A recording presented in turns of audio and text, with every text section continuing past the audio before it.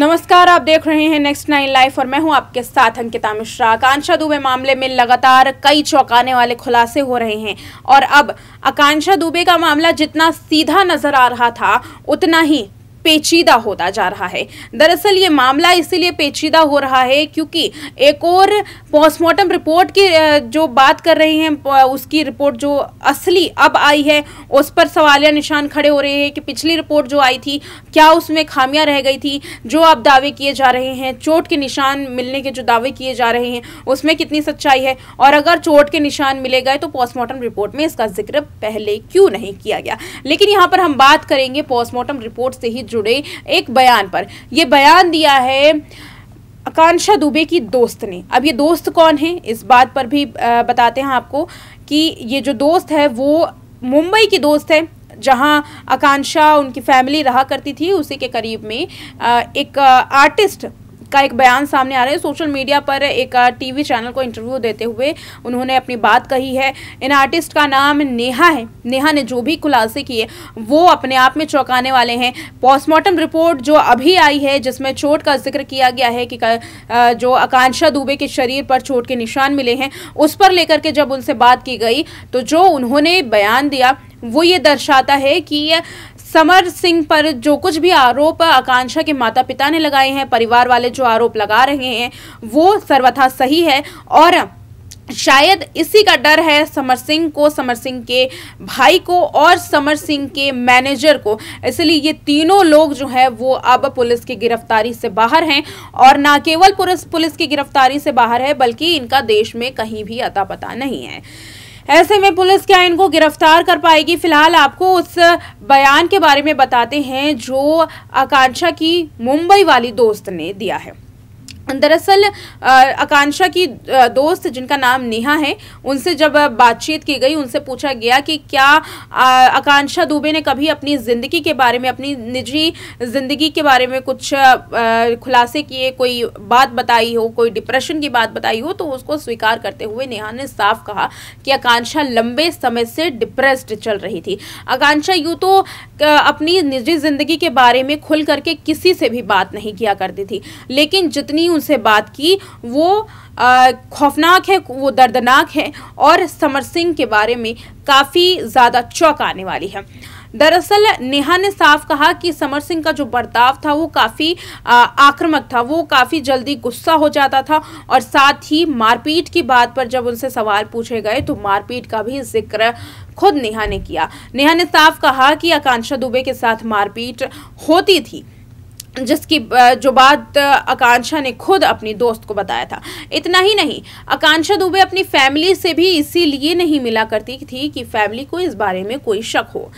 Report के मुताबिक जो आकांक्षा दुबे के मुंबई वाले घर पर जब भी कोई कार्यक्रम किया जाता तब समर सिंह वहां पर मौजूद रहता था, और साथ ही करियर को लेकर के जो बात पूछी गई तो उन आरोपों पर भी मुहर लगाया गया जो आरोप परिवार ने लगाया है। यानी कि परिवार का साफ कहना था कि आकांक्षा को पैसे नहीं मिलते थे।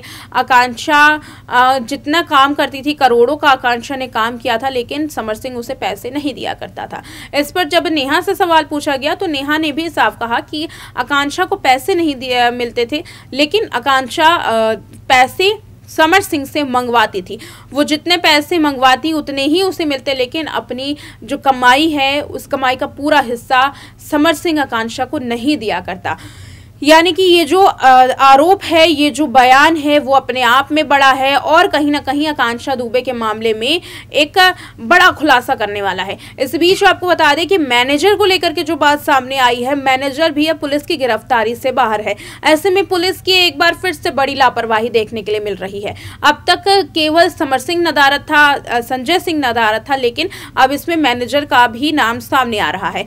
ये भी बात पता चल रही है कि कहीं बैंकॉक मैनेजर रुख कर चुका है, बैंकॉक भाग चुका है, और इसी बीच समर सिंह और संजय सिंह ये भी बार बार अपने लोकेशन को बदल रहे हैं। फिलहाल इनकी लोकेशन कहाँ है पुलिस इस बारे में ठीक तरीके से पता नहीं लगा पाई है, लेकिन जो महाराजगंज है, जो नेपाल और भारत का एक सीमावर्ती इलाका है, वहां पर पुलिस जो है वो अलर्ट मोड पर है। यानी कि कहीं भी अगर समर सिंह छिपा होगा तो उसको खोजने के लिए पुलिस वहां पर अलर्ट मोड पर है और साथ ही समर सिंह पर इनाम की भी घोषणा कर दी गई है।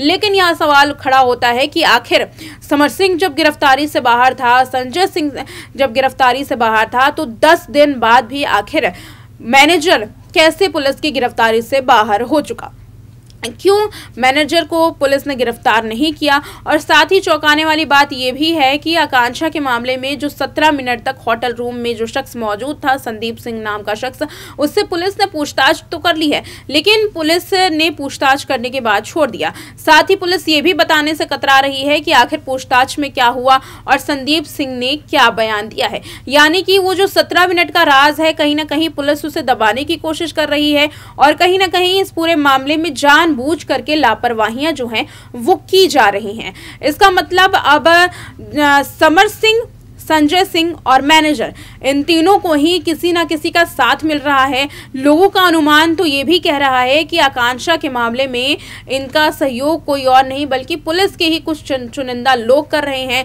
और साथ ही उस डॉक्टर पर भी सवाल उठाया जा रहा है जिसने आकांक्षा दुबे का पोस्टमार्टम किया था। आपको बताते चले कि जब पहली पोस्टमार्टम रिपोर्ट सामने आई थी तो उसमें सिर्फ हैंगिंग का जिक्र किया गया था और जो अंतिम संस्कार है वो भी जल्दी कर दिया गया। लेकिन अब कैसे चोट के निशानों की बात सामने आई, जबकि पहले तो चोट के निशान नहीं थे। इसी बात पर डॉक्टर से भी पूछताछ की जानी जरूरी है। इसी बीच आकांक्षा के परिवार के जो वकील हैं उन्होंने बड़ा दाव खेला है। माफ कीजिएगा, योगी आदित्यनाथ के पास मांग पत्र ईमेल करके भेजा है और मांग पत्र में जो कुछ भी बातें कही हैं वो काफी ज्यादा सही बैठ रही हैं। इसके केस में आज जो आकांक्षा दुबे का जो केस सामने आ रहा है, रहस्य जो खुल रहा है, उसमें वो जो मांग है वो कहीं ना कहीं से सही साबित हो रही है। मांग क्या है, इस बारे में चर्चा करते हैं। 14 पॉइंट्स पर आकांक्षा के जो वकील हैं उन्होंने सवाल दागे हैं और साथ ही जो सबूत है जिसके साथ छेड़छाड़ की बात कही जा रही है उन सबूतों को सुरक्षित रखने की बात कर रहे हैं। यहाँ पर वकील का साफ कहना है कि सबूतों को सुरक्षित रखा जाए, उनके साथ छेड़छाड़ ना की जाए और सुरक्षा मुहैया करवाया जाए।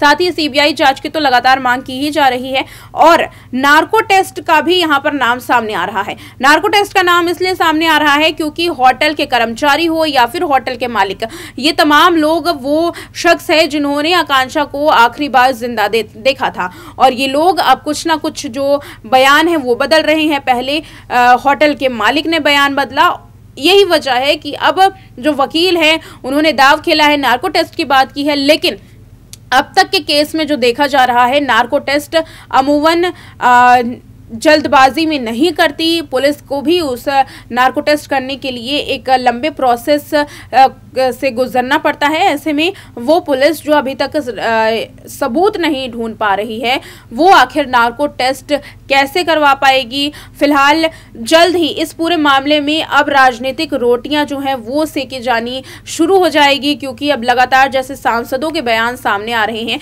ये साफ हो चुका है कि योगी आदित्यनाथ इस मामले में जल्द ही कोई एक्शन लेने वाले हैं और जल्द ही इस पूरे मामले में सीबीआई की एंट्री होने वाली है। फिलहाल आपका इस पूरे रिपोर्ट पर क्या कहना है, कमेंट सेक्शन में अपनी राय जरूर दीजिएगा। देखते रहे नेक्स्ट 9 लाइव।